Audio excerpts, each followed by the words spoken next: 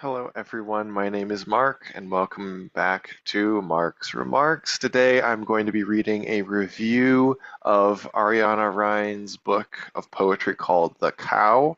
I kind of love this collection, and yeah, I don't remember how I found this one. I think I probably found it because she translated preliminary materials for the theory of a young girl, which I'll do in another. That's a very long review, and I need to kind of trim it down a little bit. This one will probably be a bit long as well. Um, Anywho, without further ado, let's go. A young woman comes to consciousness at an odd crossroads, like she's been summoned by Faust. Stuck between competing impossibilities, her head spins off. Is she demon possessed, or merely one of the few who has eyes open enough to see? In a sense, it feels like Rhines is starting over completely, exploring with language in an effort to re-teach herself how to speak, how to comprehend, how to convey.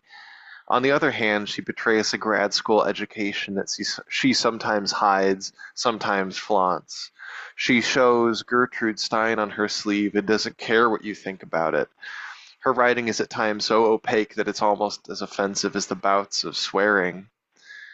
One might be tempted to complain that she's using, quote, filthy language, as my dad would say, but shouldn't language encapsulate all parts of human life, not just the parts we like to think about? So often we hide behind medicalizations or bureaucratic legalese, but Rines repeatedly questions this. As Orwell pointed out, the only way we can commit despicable war crimes is by sanitizing them through a filter of language, instead calling them ethnic cleansings or pacifications. Rines forces us as readers to do work. Her job here wasn't lazy, even if some of those poems felt quite like my early morning stream of consciousness poems. Instead, they showed off the effort put in behind the scenes, all the reading and thinking and living she had done up to that point. It's a lot like a jazz soloist belting out something no one's ever heard. Of course, it's difficult, perhaps just as difficult or even more difficult than accurately playing some prearranged song. They're two different kinds of difficulty, one of precision, the other of creativity. Just like with jazz, Rhines's poems reward patience. Perhaps you can call this a fault of contemporary art more broadly, but I'm tempted to say the fault lies in the modern disordered consensus of binging media, which of course despises rumination. Rumination is the right word, hence cows chewing the cud.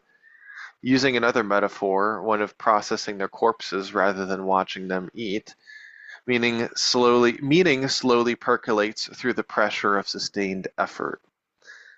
Like separating the constituent parts of the cow, this poetry collection drifts between cloudy and clear moments, between the alluring and the disgusting aspects of embodiment.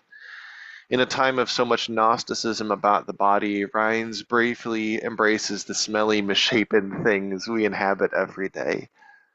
Certainly it's not brave in terms of being horribly original or even being irreverent. That's all already been done before. Rather, she's brave to return to an earthy approach amidst so much cerebral abandonment of a reality.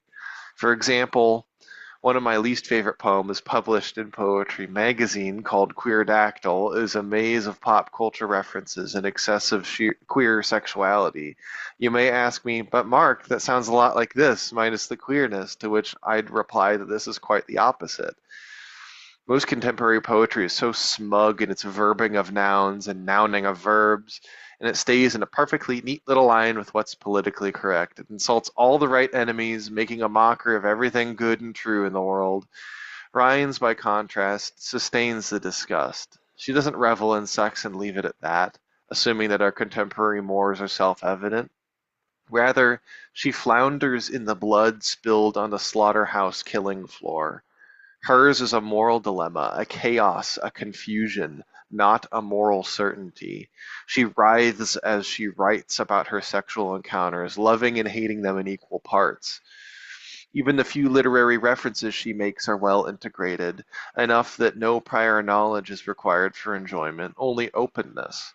Rather than drawing attention to her cleverness, or to the references themselves just because, she draws attention to the language, to the poems themselves, and to the confusing nexus she finds herself in. To some degree, the cow slash slaughter slash women slash sex connections are obvious, but she holds your head to the grindstone and doesn't let up. She forces you to think through the obvious, and I just lost my position.